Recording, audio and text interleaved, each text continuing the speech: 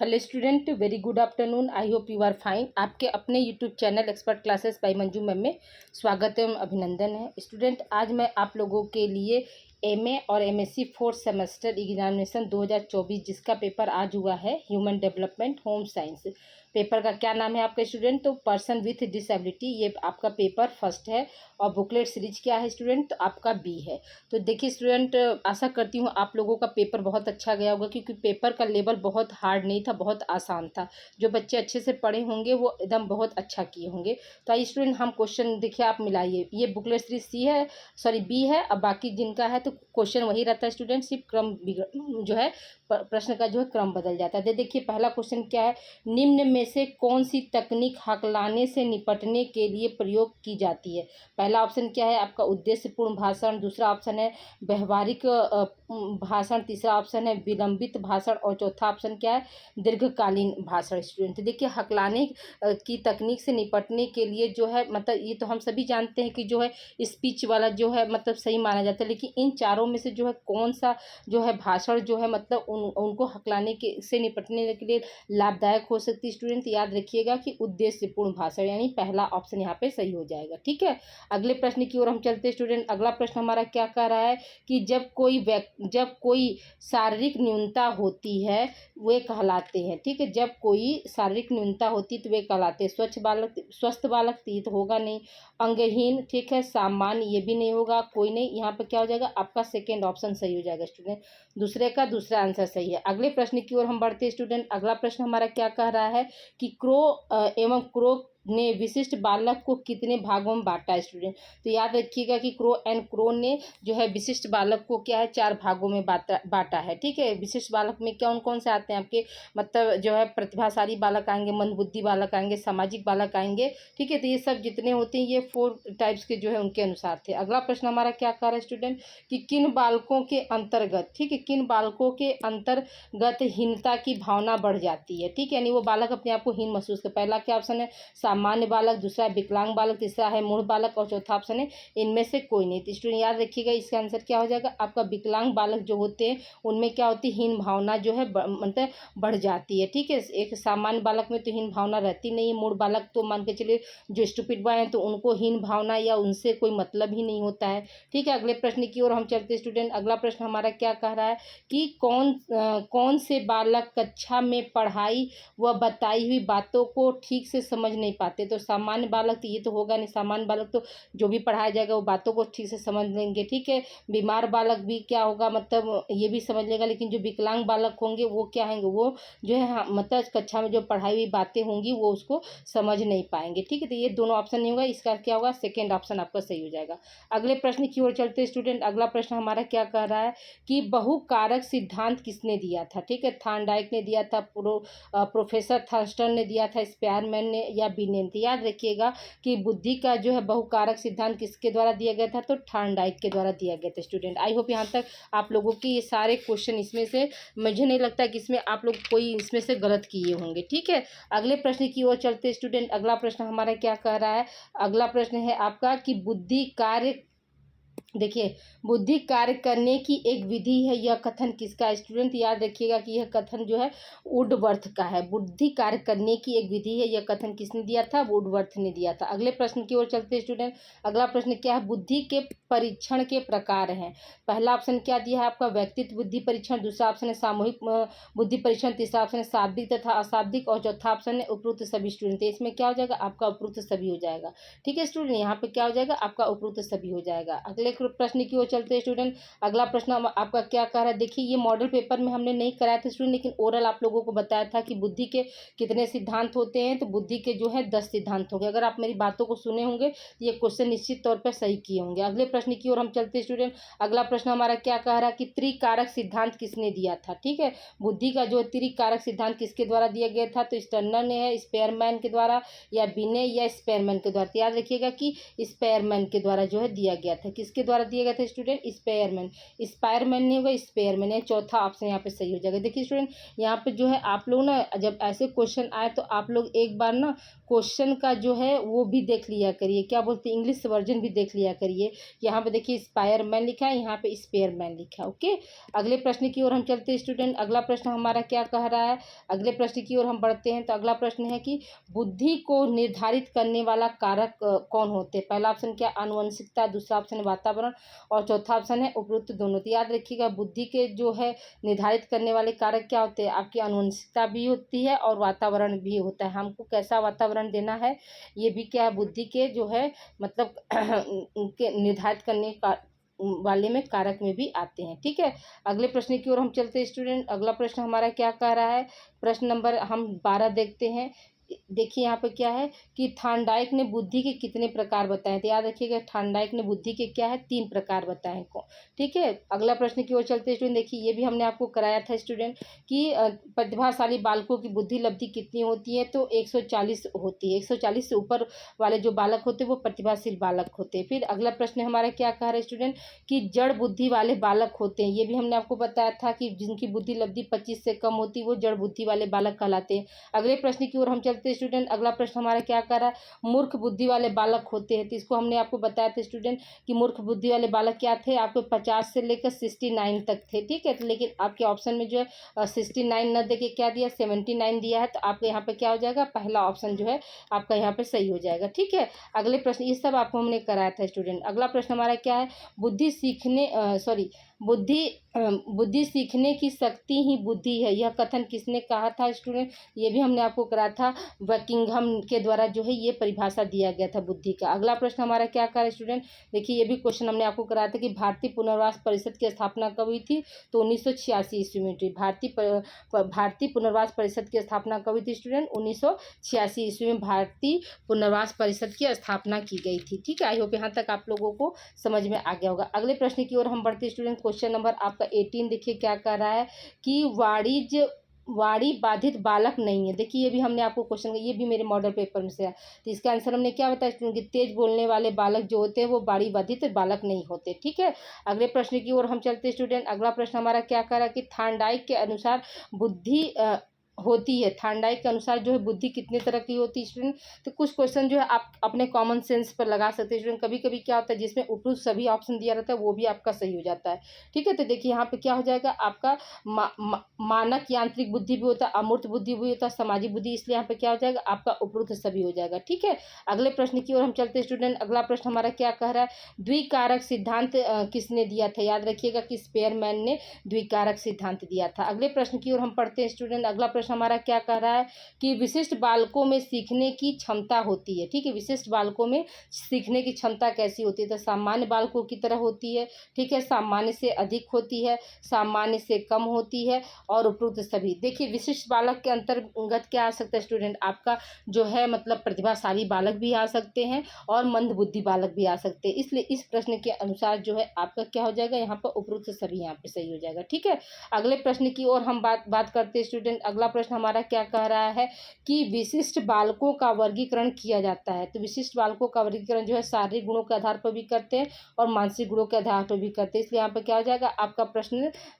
Option number 3 सही हो जाएगा। अगले प्रश्न की ओर हम चलते हैं स्टूडेंट। अगला प्रश्न हमारा क्या कह रहा है कि विशिष्ट बालक होते हैं। ठीक है, अगला प्रश्न हमारा क्या है कि विशिष्ट बालक होते हैं कैसे, औसत बालक के समान। ठीक है, औसत बालकों से अधिक बुद्धि, औसत बालकों से कम बुद्धि और क्या है उपरोक्त से सभी स्टूडेंट। अभी हमने आपको बताया स्टूडेंट कि जो विशिष्ट बालक होते हैं स्पेशल चाइल्ड क्या होते हैं, वो 2 तरह के होते हैं, प्रतिभाशाली बालक भी हो सकते हैं और मतलब विकलांग बालकों को भी क्या होता है हम स्पेशल चाइल्ड के अंतर्गत ही ना रखते हैं। इसलिए यहाँ पे क्या हो जाएगा इसका प्रश्न का उत्तर जो होगा उपरोक्त सभी हो जाएगा। ठीक है, अगले प्रश्न की ओर हम चलते हैं स्टूडेंट। अगला प्रश्न हमारा क्या कह रहा है कि विशिष्ट बालकों के प्रकार हैं। ठीक है, विशिष्ट बालकों के क्या प्रकार कौन कौन से, तो प्रतिभाशाली बालक भी आते हैं, समस्यात्मक बालक भी आते हैं, विकलांग बालक भी आते हैं। इसलिए यहाँ पे क्या हो जाएगा आपका उपरोक्त सभी हो जाएगा। ठीक है, अगले प्रश्न की ओर हम चलते हैं स्टूडेंट। अगला प्रश्न हमारा क्या कह रहा है कि शारीरिक अक्षमता के अंतर्गत कौन से बालक आते हैं। पहला ऑप्शन क्या, शारीरिक विकृति, दूसरा ऑप्शन है लंबे समय तक बीमार होना। देखिए ये सब मॉडल पेपर हमने कराया, दुर्घटना होने पर,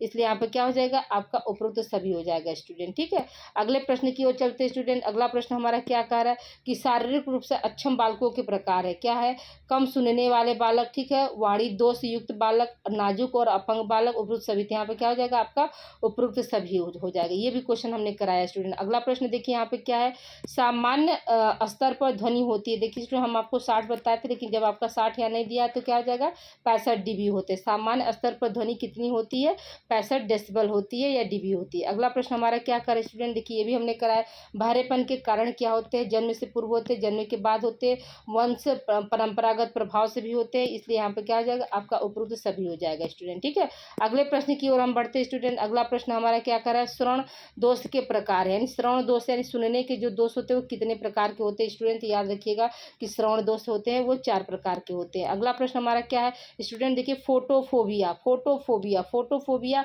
देखिए आपका जो आप सेकेंड सेमेस्टर एग्जाम दिए थे स्टूडेंट, तो उसमें भी फोटोफोबिया करके क्वेश्चन आपका आया था स्टूडेंट। ठीक है, तो याद रखिएगा फोटोफोबिया किसी से, फोटो मतलब क्या होता है, आँख से देखना। ठीक है, फोटो हम कैसे कोई दृश्य देखते हैं ना, फोटोफोबिया, तो वो आपका क्या होगा, दृष्टि से। आप ऐसे याद कर सकते हैं, फोटो जो है कैसे हम देखते हैं, आंखों से देखते हैं। तो अब ये क्वेश्चन आपको भूलना नहीं चाहिए, फोटोफोबिया जो है विकलांगता किसके है, तो ये आपका जो है क्या है, दृष्टि से संबंधित होती है। ठीक है, अगले प्रश्न की ओर चलते हैं स्टूडेंट। अगला प्रश्न देखिए, ये भी आप लोगों को जो है पिछली बार किशोरावस्था की किस में कौन से पेपर में ये क्वेश्चन आया था कि रतौंधी किस विटामिन की कमी से होती थी। ये सब आप सभी लोग जानते हैं, रतौंधी जो है आपका विटामिन ए की कमी से होती है। ठीक है, अगले प्रश्न की ओर हम चलते हैं स्टूडेंट। अगला प्रश्न हमारा क्या कर रहा है, श्रवण विकलांग बालकों को शिक्षा दी जाती है। ठीक है, श्रवण विकलांग बालकों को कैसे शिक्षा दी जाती है, तो ये हमने सब आपको पढ़ाया है स्टूडेंट। ठीक है, तो चिन्ह भाषा द्वारा, ओठों द्वारा, संकेत द्वारा, तो इसलिए यहाँ पे क्या हो जाएगा, आपका उपरोक्त सभी हो जाएगा स्टूडेंट। ठीक है,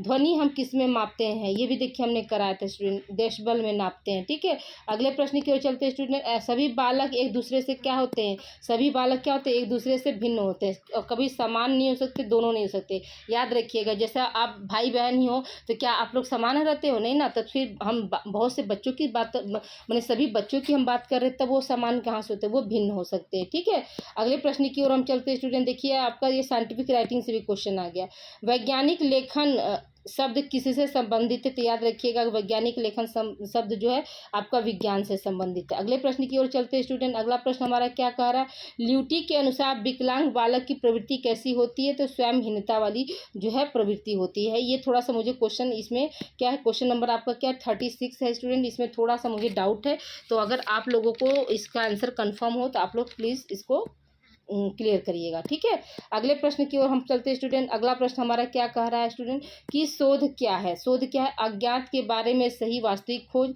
ठीक है, ज्ञात के बारे में सही अवास्तविक खोज, तार्किक खोज और अतार्किक खोज स्टूडेंट। याद रखिएगा शोध क्या होता है, अज्ञात के बारे में सही वास्तविक खोज हम करते हैं। ठीक है, या यूं कह सकते हैं, अभी इसमें भी या तो फिर ये पहला ऑप्शन सही हो सकता है, या तो फिर क्या हो सकता है स्टूडेंट आपका जो है थर्ड ऑप्शन, इसमें भी थोड़ा सा मुझे डाउट है, पहले और तीसरे ऑप्शन में मुझे थोड़ा सा डाउट्स है। ये दोनों इसको आप मतलब ये हो सकता है, अगर ये ऑप्शन गलत होगा तो इसका ऑलरेडी आप लोगों को 1 नंबर मिल जाएगा। ठीक है, अगले प्रश्न की ओर चलते हैं स्टूडेंट। अगला प्रश्न हमारा क्या कर रहा है, देखिए ये भी हमने आपको कराया था स्टूडेंट की विकलांगों का अंतर्राष्ट्रीय वर्ष घोषित कब किया गया था स्टूडेंट, किस वर्ष को, तो हमने आपको बताया था कि 1982 को क्या किया था, विकलांगों का अंतर्राष्ट्रीय वर्ष घोषित किया गया था।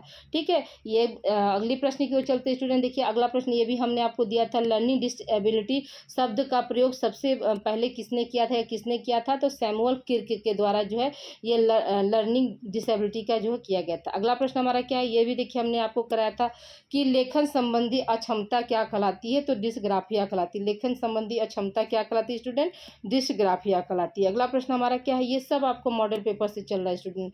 जन्म के बाद श्रवण बाधिता के कारण है, बीमारी है, दुर्घटना है, आयु है, उपरोक्त सभी, तो यहाँ पे क्या हो जाएगा, उपरोक्त सभी हो जाएगा स्टूडेंट। क्यों, क्योंकि देखिए जन्म के बाद व्यक्ति बीमार हो सकता है, ठीक है, उसका कोई एक्सीडेंट हो सकता है, आयु के साथ भी क्या होता है, जैसे जैसे आयु बढ़ती जाती है वो क्या होता है, हमारी जो श्रवण सुनने की जो क्षमता होती है वो कमी, इसलिए कम होती जाती है, इसलिए यहाँ पर क्या हो जाएगा, आपका चौथा ऑप्शन सही हो जाएगा। अगले प्रश्न की ओर हम चलते हैं स्टूडेंट।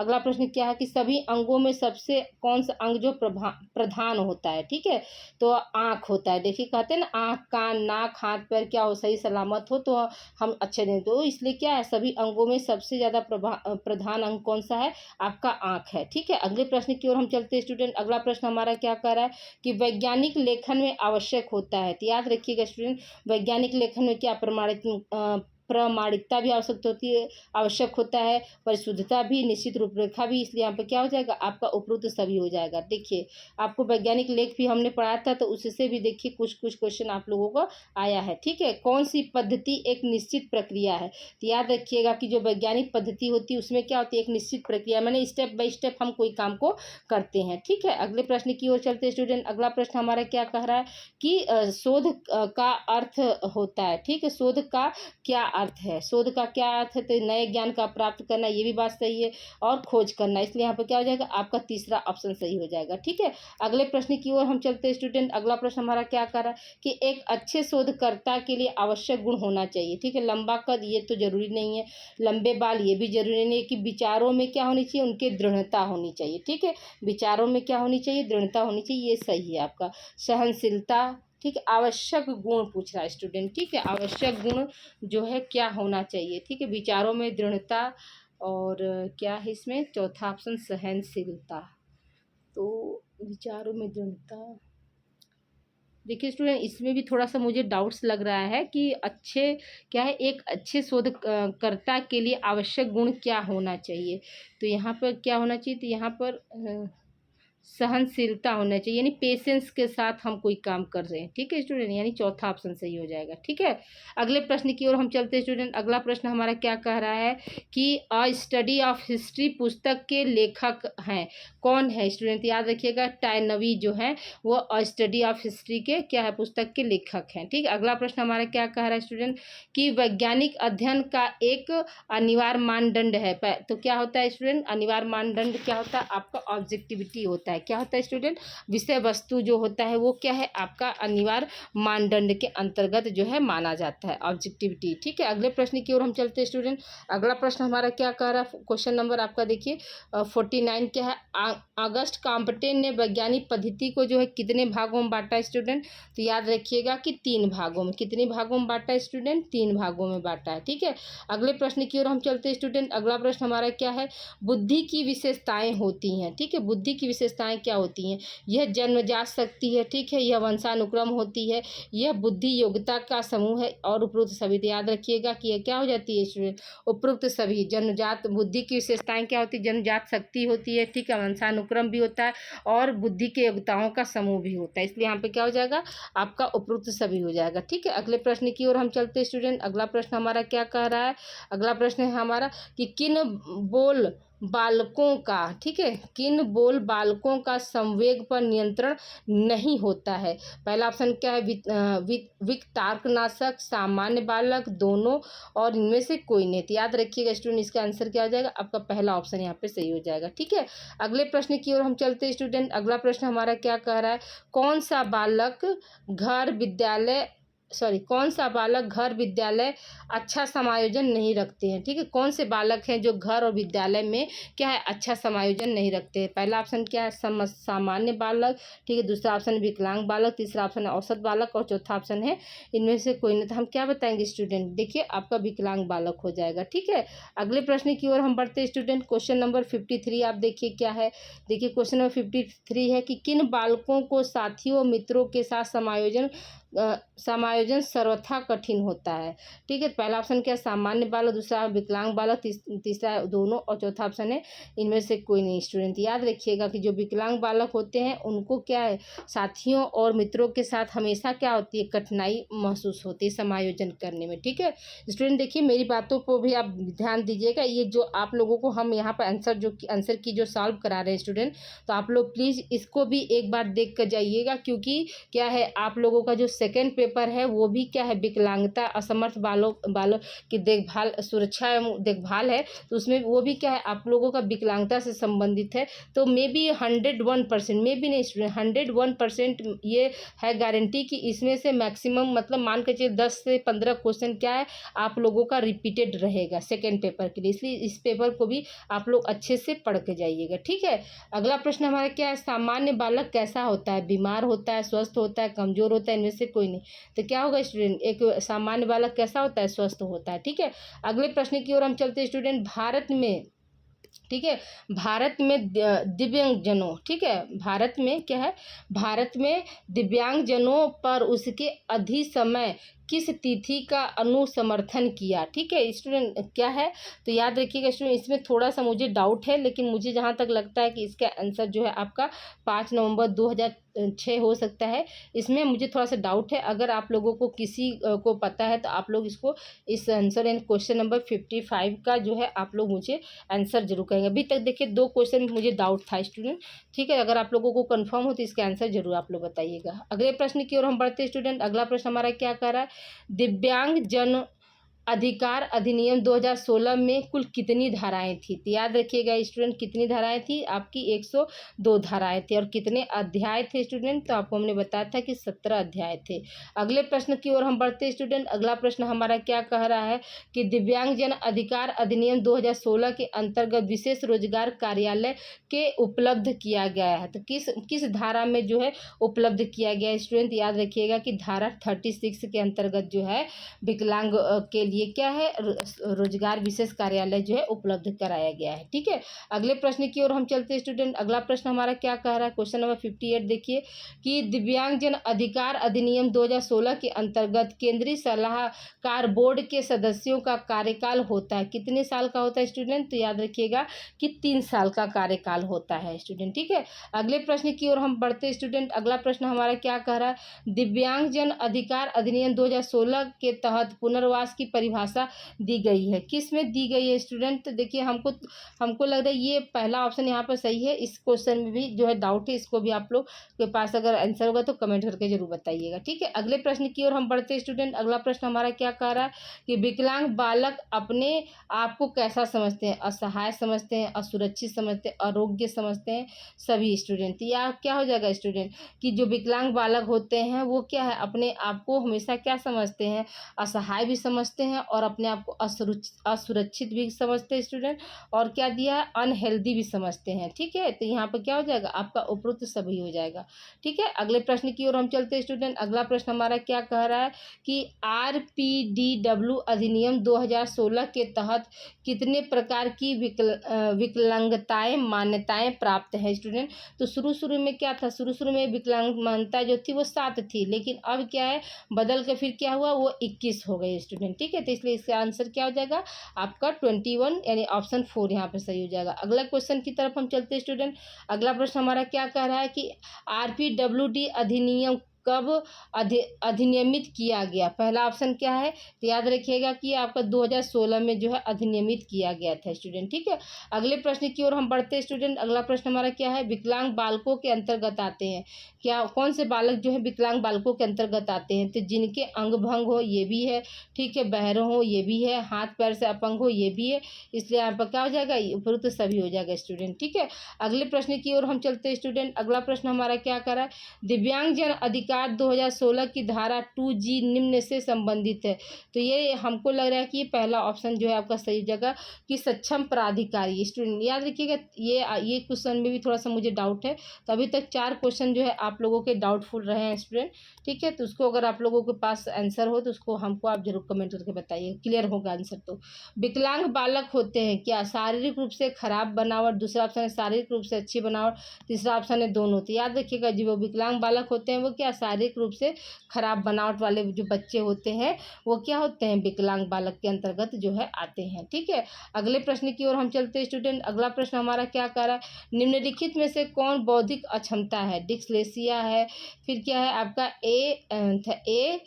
ADHD है, ठीक है, आपका फिर मेंटल रिटार्डेशन है। तो याद रखिएगा बौद्धिक अक्षमता जो है वो क्या है स्टूडेंट, आपका बौद्धिक मतलब आपका बुद्धि से। ठीक है, तो डिस्लेक्सिया क्या है, पठन लिखन है, तो यहाँ पर क्या हो जाएगा आपका जो है ये आपका डिस्लेक्सिया हो जाएगा। ठीक है, ये हम आपको बताए थे स्टूडेंट। ठीक है, अगले प्रश्न की ओर हम चलते हैं स्टूडेंट। अगला प्रश्न हमारा क्या है, शब्द IQ द्वारा गढ़ा गया था, यानी किसके द्वारा जो है IQ शब्द जो दिया गया था। तो आप सभी जानते हैं स्टूडेंट, इसको जो है कौन दिया था, विलियम स्टर्नन दिया था। किसने दिया था स्टूडेंट, ऑप्शन पहला आपका सही हो जाएगा, विलियम स्टर्नन के द्वारा जो है IQ टेस्ट वाला जो है दिया गया था। अगले प्रश्न की ओर हम चलते हैं स्टूडेंट। अगला प्रश्न हमारा क्या कह रहा है कि वयस्कों के प्रथम बुद्धि परीक्षण 1939 में विकसित किया गया था, किसने दिया था स्टूडेंट। ठीक है, यानी वो कौन थे जिन्होंने क्या ये जो है बुद्धि परीक्षण का जो है एक तरह से सिद्धांत दिया था।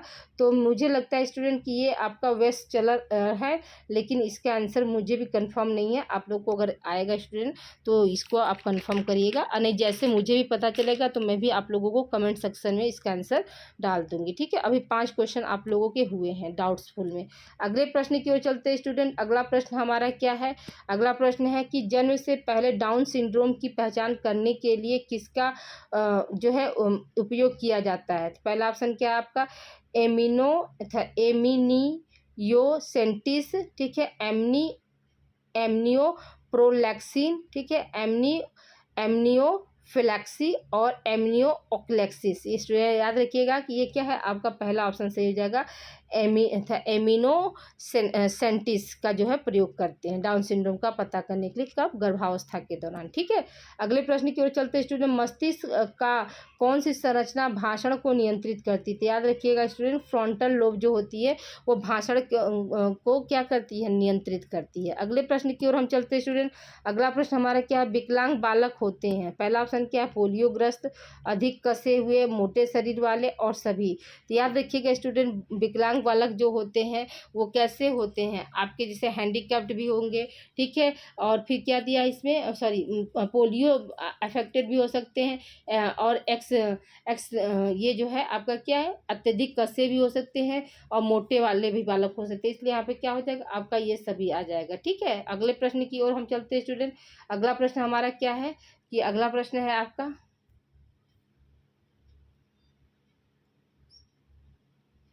अगले प्रश्न की ओर देखते हैं स्टूडेंट। अगला प्रश्न हमारा क्या कह रहा है? जो बालक सभी क्षेत्रों में औसत होते हैं उन्हें क्या कहा जाता है? जो बालक सभी क्षेत्रों में जो है औसत रूप से दिखाई देते हैं तो उन्हें हम किस नाम से जानते हैं स्टूडेंट? तो सामान्य बालक के नाम से जानते हैं। अगले प्रश्न की ओर हम चलते हैं स्टूडेंट। अगला प्रश्न हमारा क्या कह रहा है कि एक सामान्य बालक की विशेषता होती है, क्या होती है? मतलब अच्छी बनावट, ठीक है, कमजोरी, बीमार बालक और सभी। तो याद रखिएगा कि अच्छी बनावट, यानी पहला ऑप्शन यहाँ पे सही हो जाएगा। अगले प्रश्न की ओर चलते हैं स्टूडेंट। अगला प्रश्न हमारा क्या कह रहा है? देखिए, कौन से बालक संवेगात्मक रूप से संतुलित होते हैं? रचनात्मक बालक, विकलांग बालक, प्रतिभाशाली बालक और सामान्य बालक। तो क्या दिया? संवेगात्मक रूप से संतुलित होते हैं स्टूडेंट। ठीक है, तो याद रखिएगा कि इसका आंसर क्या हो जाएगा? संवेगात्मक रूप से संतुलित बालक जो है आपके क्या कौन से बालक हो जाएंगे स्टूडेंट? तो याद देखिएगा यहाँ पर रचनात्मक, ये प्रतिभाशाली नहीं होगा, आपके रचनात्मक बालक जो है वो संवेगात्मक रूप से क्या होते हैं? संतुलित होते हैं। ठीक है, अगले प्रश्न की ओर हम चलते हैं स्टूडेंट। अगला प्रश्न हमारा क्या कह रहा है कि हल्की बौद्धिक अक्षमता में से आईक्यू श्रेणी मेल खाती है? तो यानी क्या पूछा है? आईक्यू हल्की सी, मतलब उसमें क्या है? बौद्धिक अक्षमता है। तो सामान्य बालक का क्या था स्टूडेंट? आपको बताए थे 90 से 120 है, तो यहाँ पर क्या है आपका 75 से जो है इतने वाला जो है ये चौथा ऑप्शन आपका सही। 70 से 75 से लेकर 90 तक में क्या होगा? वो हल्की बौद्धिक अक्षमता के अंतर्गत आएंगे। ठीक है स्टूडेंट, ये आप लोगों का क्या 75 हो गया। 75 में से मैंने आप लोगों को जो है मतलब करीब करीब जो है 5 जो है क्वेश्चन जो है डाउटफुल्स बताए स्टूडेंट, और बाकी सारे क्वेश्चन के आंसर जो है आप लोगों के राइट है मेरे अकॉर्डिंग। ठीक है, तो प्लीज़ आप लोग वीडियो से जुड़े रहिएगा, और आप लोगों से हम्बल रिक्वेस्ट है कि आप लोग जो ये पेपर आज का जो है उसको भी आप लोग अच्छे से पढ़ के जाइएगा स्टूडेंट अगले एग्ज़ाम के लिए, क्योंकि आप लोगों का क्या विकलांगता से संबंधित सेकेंड पेपर भी है। तो आप लोगों का 101% मैं ये कह रही हूँ स्टूडेंट कि ये इस पेपर से आपके क्वेश्चन आने ही आने हैं। ठीक है, ओके स्टूडेंट, मिलते हैं हम अगली क्लास में, और आप लोग कमेंट करके ज़रूर बताइएगा कि किसका कितना क्वेश्चन जो है राइट हुआ है। ठीक, thank you for watching student.